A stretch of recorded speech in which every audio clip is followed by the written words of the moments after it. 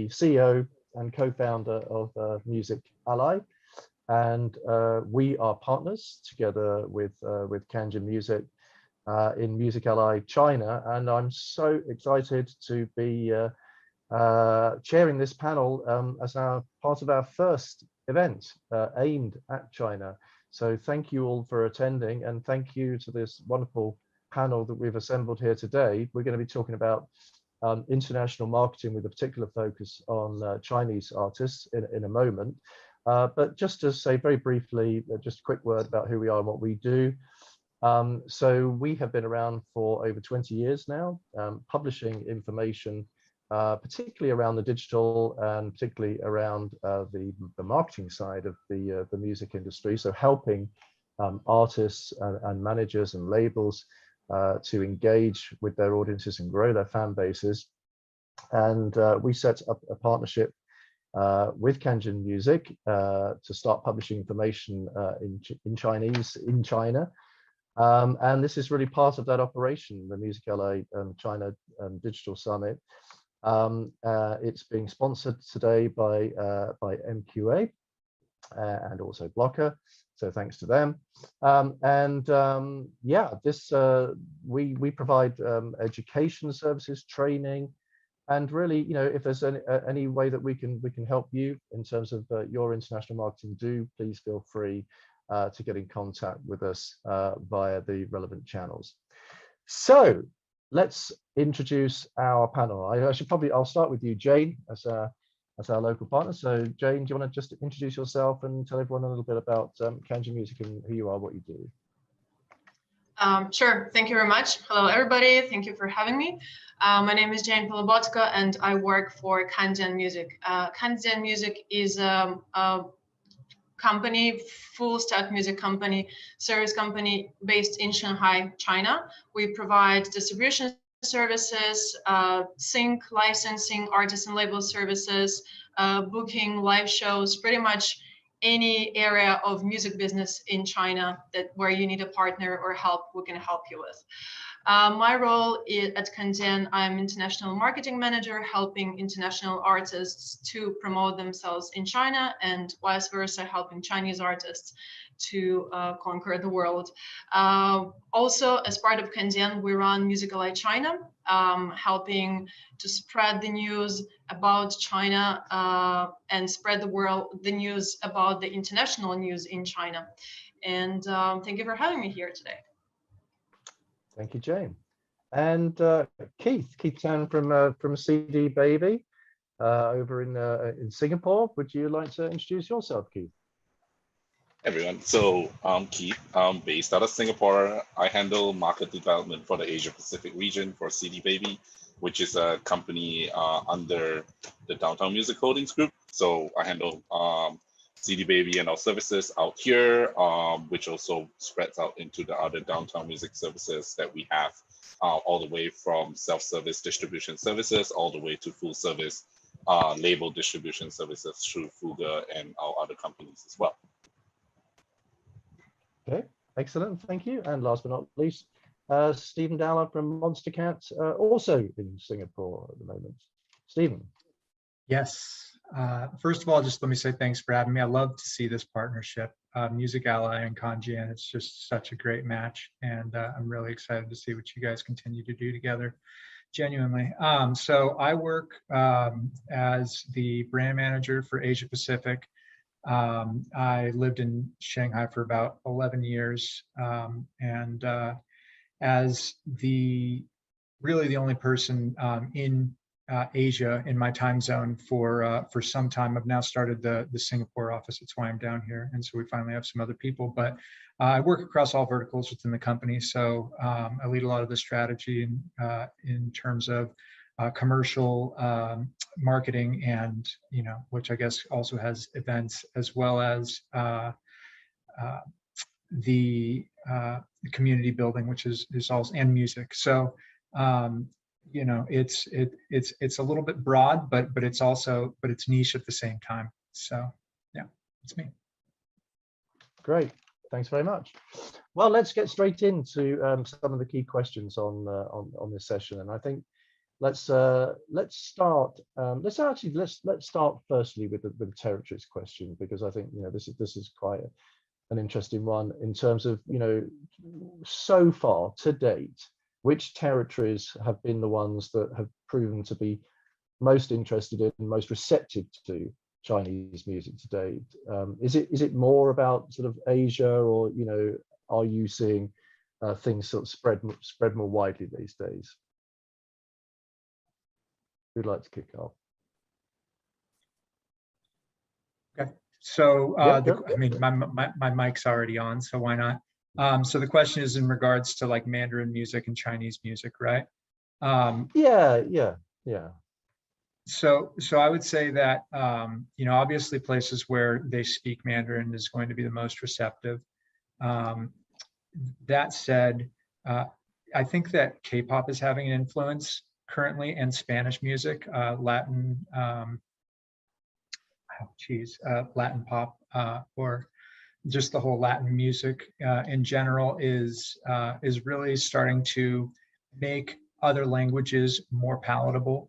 And so, for example, we just released our first Mandarin song earlier this year in March or April with Terry Jong, and that's something that like we wouldn't have thought of doing before. So there is a movement, and it is becoming easier and easier to market your music internationally as we all come together, right? But certain places like Malaysia, of course, mainland, Taiwan, Hong Kong, these regions, so to speak, are good for Mandarin music, 100%. And I mean, just to everyone, do you think that Singapore, to some degree it always makes sense to concentrate on those kind of territories first, because particularly I suppose if you are singing in Mandarin as well, because they are going to be slightly more receptive? Is that the sort of the natural kind of order of things that you should take? I can jump on this one if you want. So yeah, I think outside of China, like what Steve said, or Steven said, is that the main Chinese music markets are Singapore, Malaysia, Hong Kong, Taiwan, and Macau, of course. Let's not forget that one great touring market. But I think that the digital side of things has allowed artists to also, the Chinese music artists specifically, to also play in a lot of the big cities, like your London, Sydney's, and your San Francisco, Vancouver's, kind of thing. And I think if you backtrack it to maybe even 10, 15 years ago, I don't think Chinese artists, or not that many, were touring to those markets to begin with. Only the super duper big ones, or generally the bigger pop acts, make it out there. But otherwise, I totally agree with what Steven said, where it's kind of like that's the catchment of where the language is. But at the same time, we also see a lot of great collabs or collaborations happening between artists from China and with K-pop artists, K-pop acts, K-pop rappers, and stuff like that helps them break into a new market. And of course, Korea is a huge music market in this part of the world and globally as well. So that's that's probably a really key play for some artists that are suitable for that kind of format. Yeah. Jane, did you want to come in on this one, or? Yeah, just to add to all of these points, I totally agree that Southeast Asia and Chinese-speaking countries are the most receptive one. And besides those, there are also Thailand and Vietnam, the countries which China borders with. And in general, when we're talking about language, it's also about the culture. It's about how far or how close those cultures. And specifically with Thailand or Vietnam, for example, there is one famous Chinese, like popular Chinese idol called Sunny, who is originally from Thailand. So basically, she's bringing like a lot of Thai people who is interested in Chinese culture to China. Or for example, with Vietnam, Vietnamese people love Chinese dramas, Chinese TV shows, which means that they already know those idols who are playing in those TV shows, or they listen to the original soundtracks that were created by Chinese artists. So it's really about this cultural exchange together with language, and because Southeast Asian countries are culturally a bit closer to each other than obviously US or Europe to China. So it's always easier to start with those countries. And also given that maybe a Vietnamese artist is famous in China and vice versa. Like for example, Lisa from Blackpink, she's originally from I think she's Thai. She's from some Southeast Asian country. So which also brings more listeners from other countries to K-pop or China. Yeah, and I suspected that K-pop was going to come up in the conversation, and it's come up quite early. And you mentioned the success of Latin music, which I mean, both of which have been kind of extraordinary, really, over recent years. When you look back, with a little bit of a longer perspective, it's about time too that the world opened up a little bit more to not just kind of traditional Anglo Western pop music, but the natural thought process, I guess, is, well, surely we can sort of emulate those successes. Do you think that is true? And if so, what does that mean in terms of how do you emulate those successes? Because I guess there's a lot of cultural differences behind why K-pop has been so successful in terms of all the manufactured pop bands and everything, compared to Latin music as well. But yeah, I'd like to just get a little bit more sort of follow up in terms of, well, what are the transferable lessons for Chinese artists, and maybe what are the differences too? I'll take a stab at this one. So with respect to K-pop specifically, I think a big reason why K-pop was able to become so successful internationally is because it had K-pop itself had its roots with international players involved. So a lot of the K-pop production for the underlying beats or the music that they're singing on is was done by German producers, right, or foreign producers, and still to this day there's a lot of that, and so whereas I don't see that as much necessarily in China. There's a lot more of a domestic focus. So that said, I do think that and I understand China wants to. China is a very inward facing, and they've got the population to be able to do so and sustain themselves quite well with just their population. But if you're trying to export to another area, and it's just like the same conversation that we're going to have with collaborations, I'm sure everybody's going to talk about that. Even on a not so forward facing level, having something that's innately going to be just a little bit more palatable to the other to your target market, is going to, I think, go a long way. So that would be one thing that could be learned. Obviously, K-pop does have and some China stuff does as well have bits of English mixed in and that kind of thing, because that is the quote unquote language of business or whatever, universal language. It's currently in today's world, for better or for worse. And so in terms of marketability, it does make sense to throw that into there as well. Those would be two things I'd throw in for my sense. Okay, Jane, yeah, Jane, yeah. Yeah, I wanted to add on Steven's point about the domestic focus within the Chinese markets. Yeah, that's true. China is huge, big population. The artists basically can just earn enough money here, and it's not even about how much money they earn, it's about how much they invest of time and efforts within the market. Chinese market is already it's familiar, it's like it's not, you know, those 200 something more countries. You just need to focus on this one, and you will get that return on investment pretty soon. So I think it's also the question that artists should ask: does he want or she want to spend the time and efforts on other countries and markets?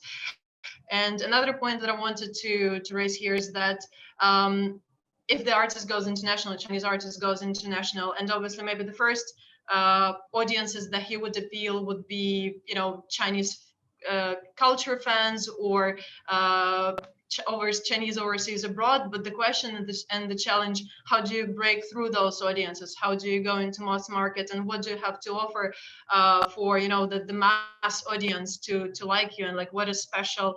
At that level, you'll be competing with the, you know, top artists of that genre, top international artists. So it's important to know your uniqueness. What is your message? What are you offering to the world?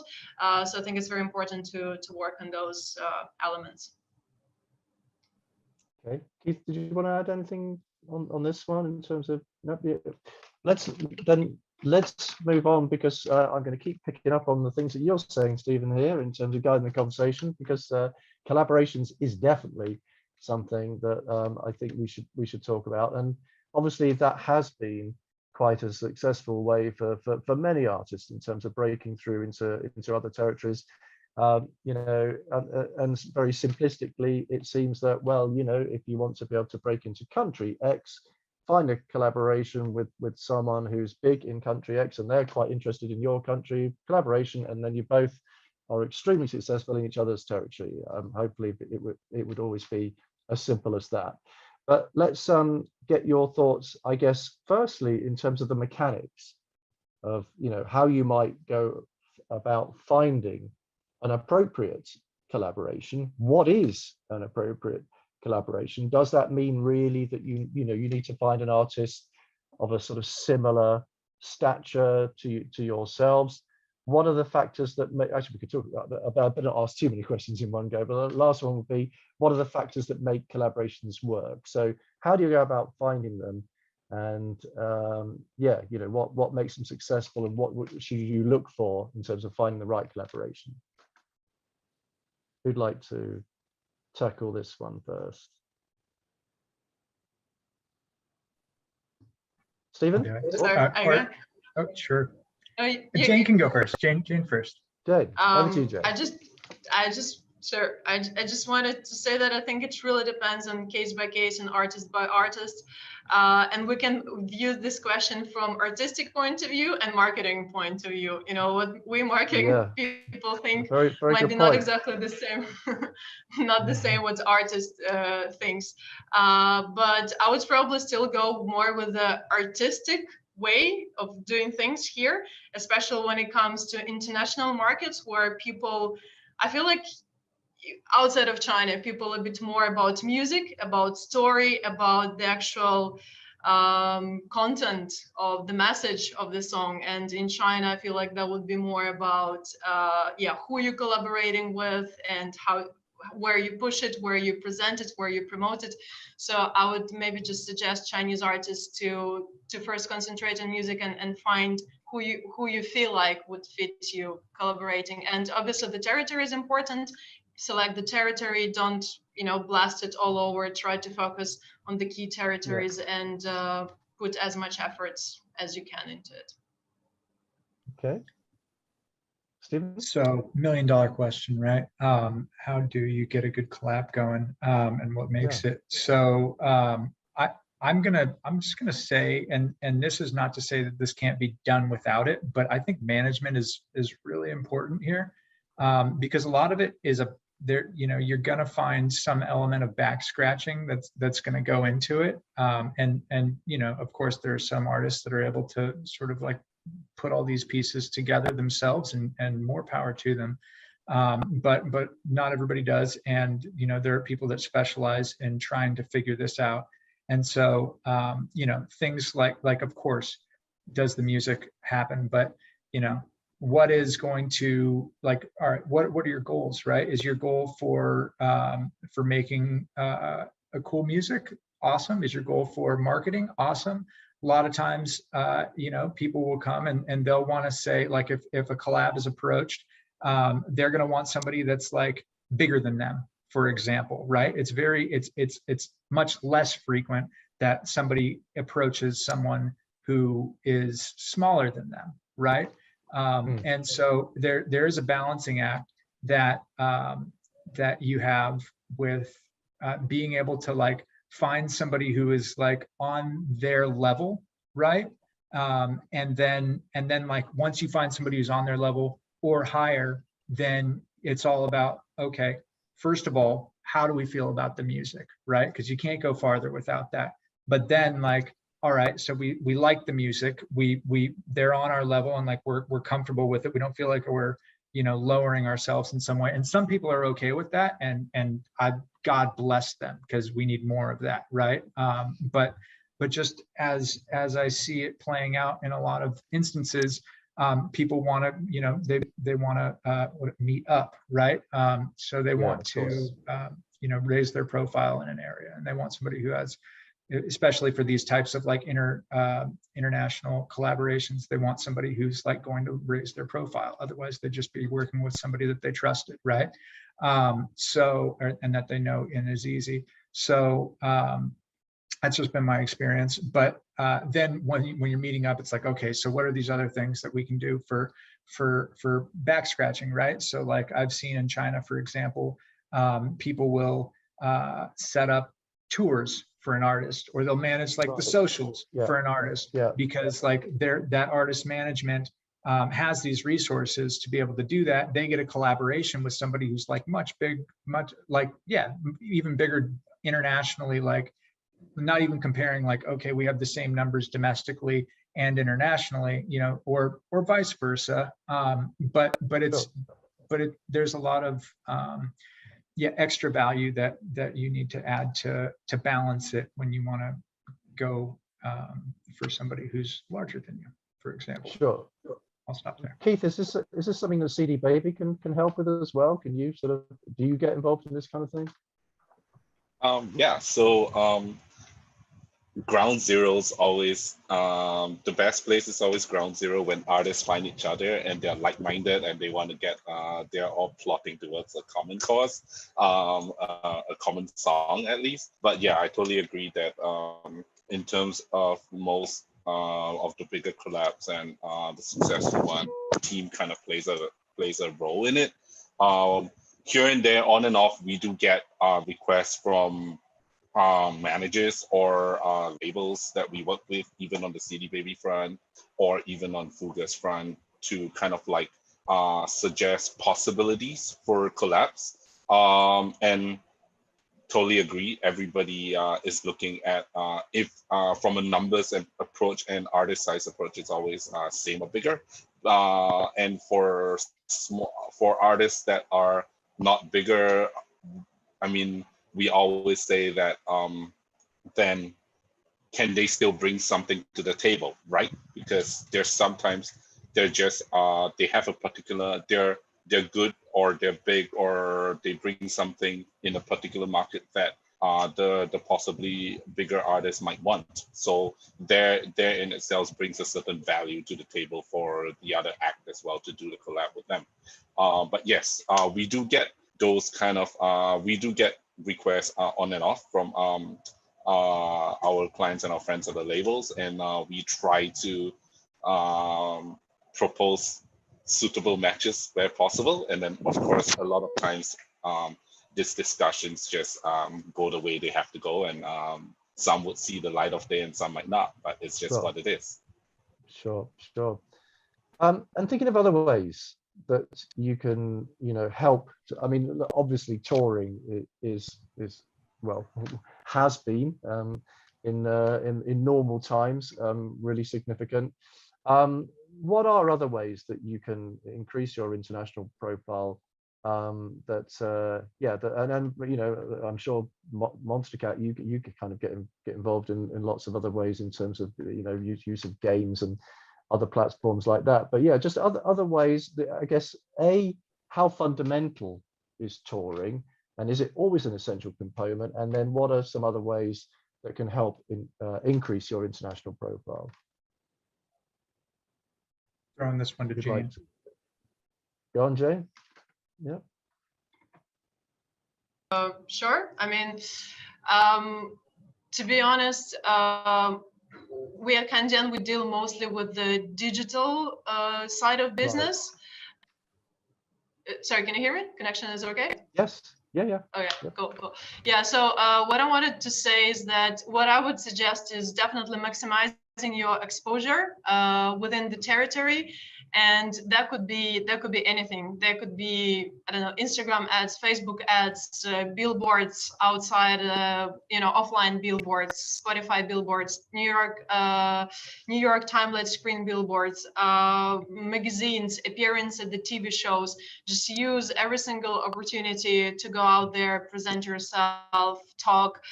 Don't be tired of performing the same song over and over again. Just push yourself to people and try to get those connections as much as possible.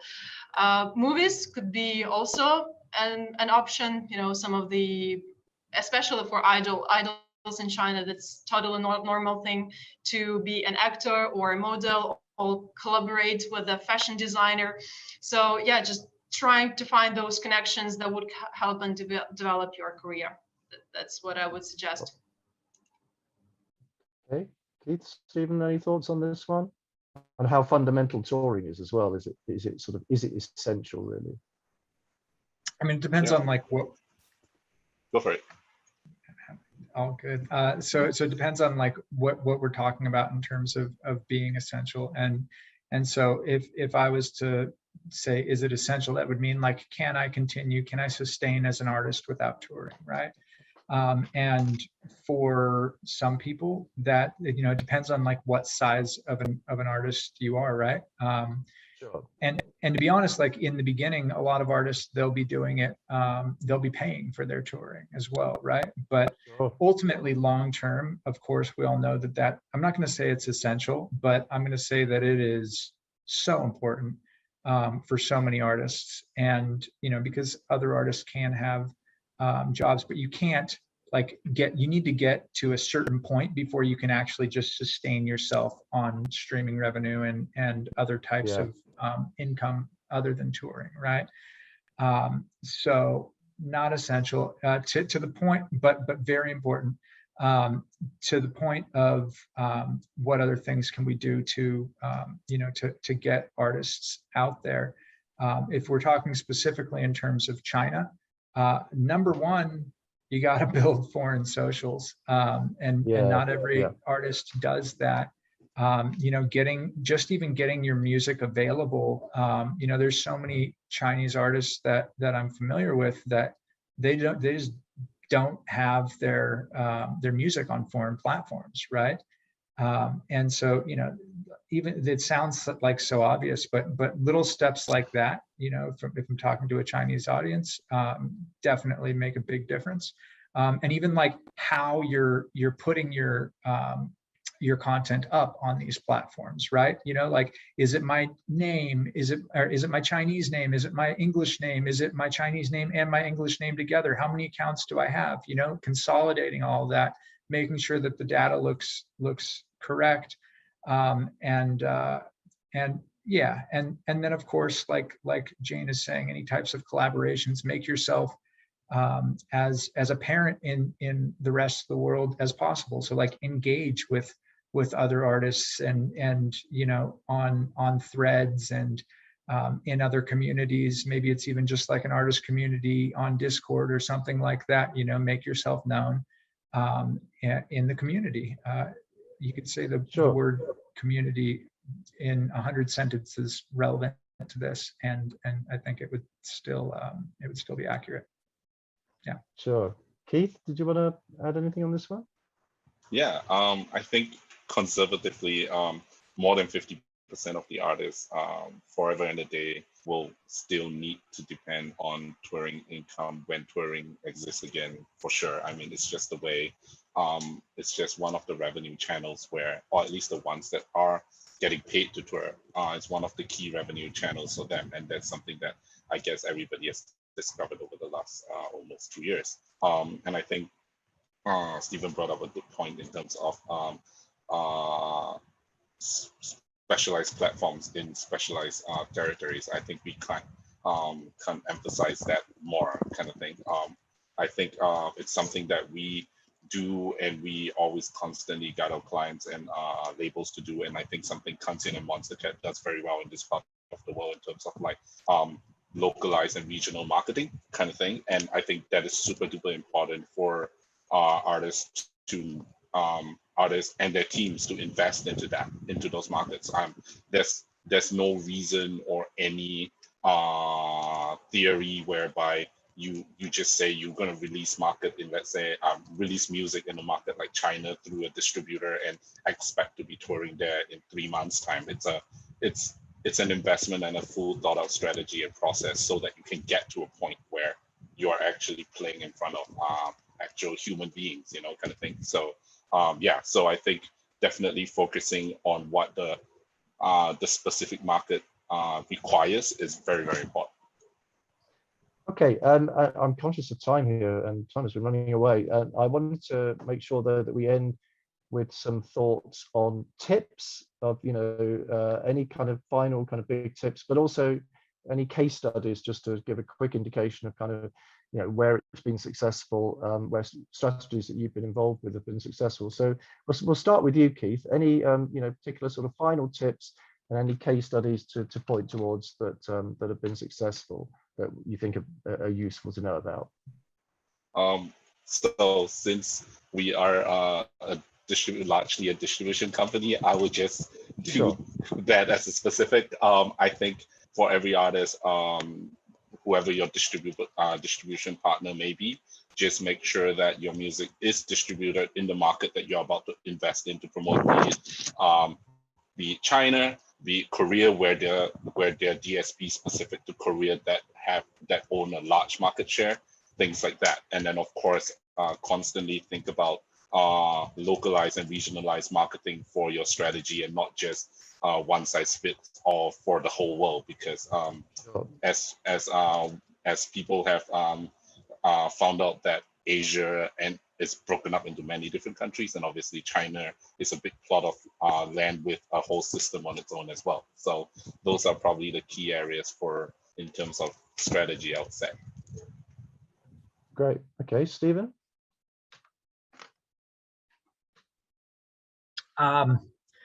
Okay, elevator.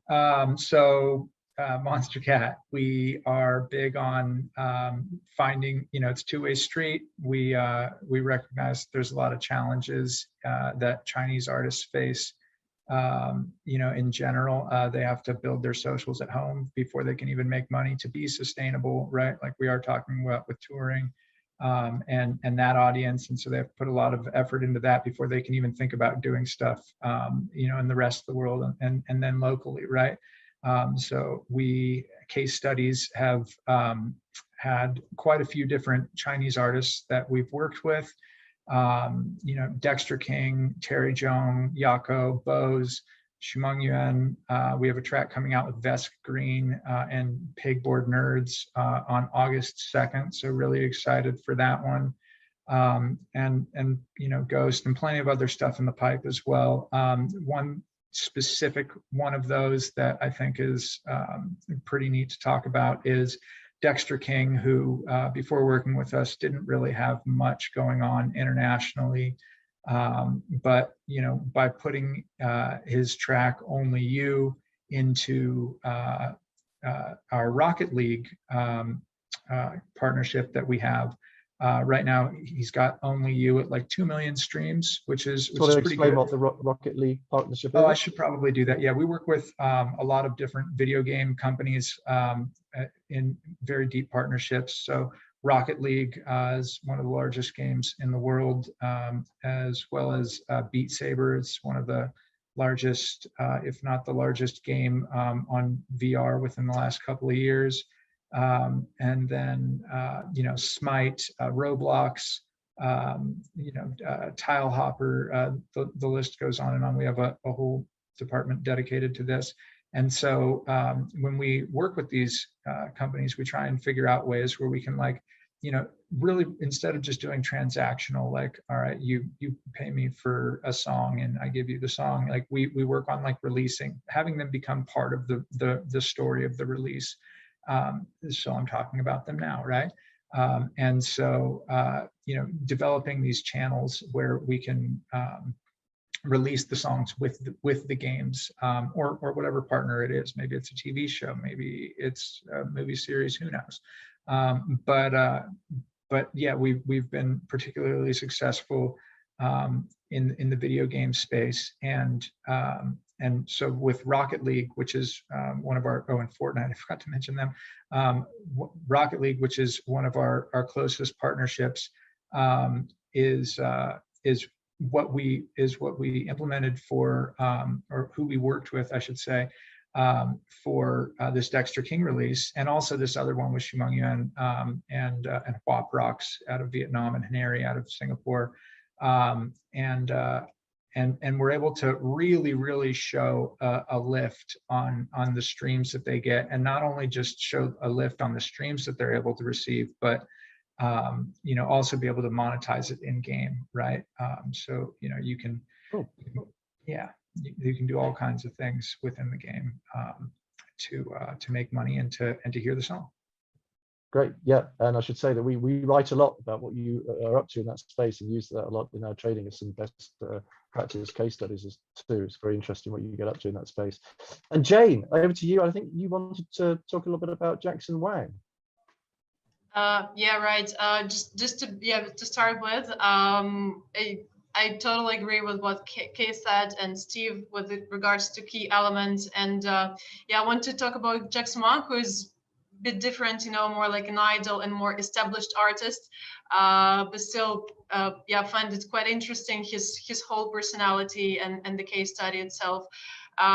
Just a quick overview, Jackson Wang is a K-pop, hip-hop, pop artist, basically, yeah, all of these three genres combined in this one Chinese guy, who started his music career as a K-pop artist, being part of K-pop band GOT7, and in 2017, basically him being in this band for a few years, he decided to start his own solo career, and that's where Kanjian came handy and helped him to distribute and also to release and promote, market and promote his music videos and for releases in China and outside of China. So the tracks were most of them were in English. One of them was like half Chinese, half English. And those 4 tracks got pretty good results. I'm talking about those 4 tracks because we worked with those, and also because they were released consistently, basically every 2 or 3 months, which I think was really important. This timing is crucial, and this is one of the key elements of success, I would say. So with regards to key results within China, I mean, I'll just run briefly.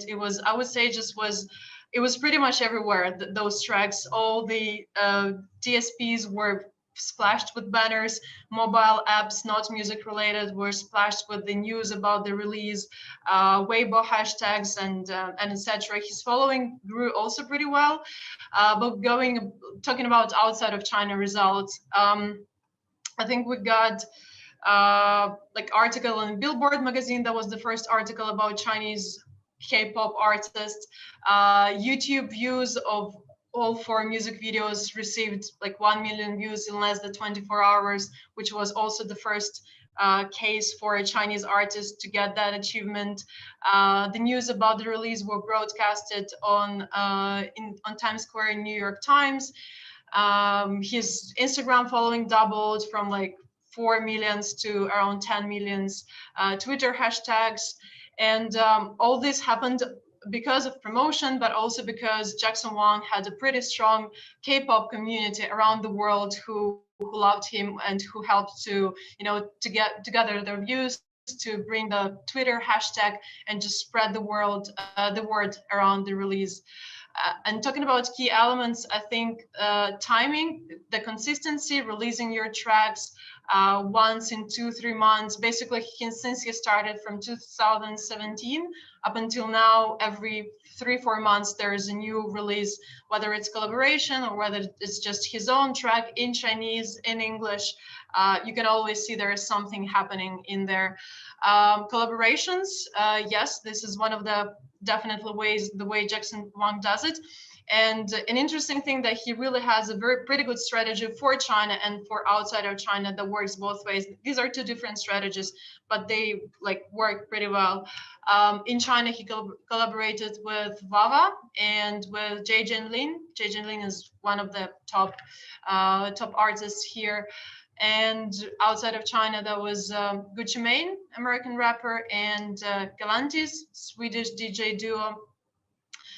Then I think using, if the artist already has some of the established community, or some of, like with the K-pop, Jackson Wang K-pop, that's really important to use it. And especially in K-pop, the community is like army of the artist. They're like fighting and doing a lot for the artist, which was pretty good. Yeah, I would say those are 3 main things, 3 key points for the idols. Great. Well, look, I'm afraid we're out of time. We're actually slightly over time, but there's been so much to cram in. I really wanted to make sure that people got the chance to hear all of that. So it just remains for me to thank you all for taking part. Hopefully, if you are going to be around, this is obviously pre-recorded. There will be a chance for people to contact you directly. If not, we will put make people's contact details available so that you can follow up if you wanted to, get in contact and get a little bit more guidance and possibly help. I think the message of this whole session has been, it is possible. You can do it. Things are much more possible now than ever before, right? So thank you for being so encouraging, and thank you for your time. Cheers. Thanks for having me. Thank you for having us. Thank you. Always good to see you all.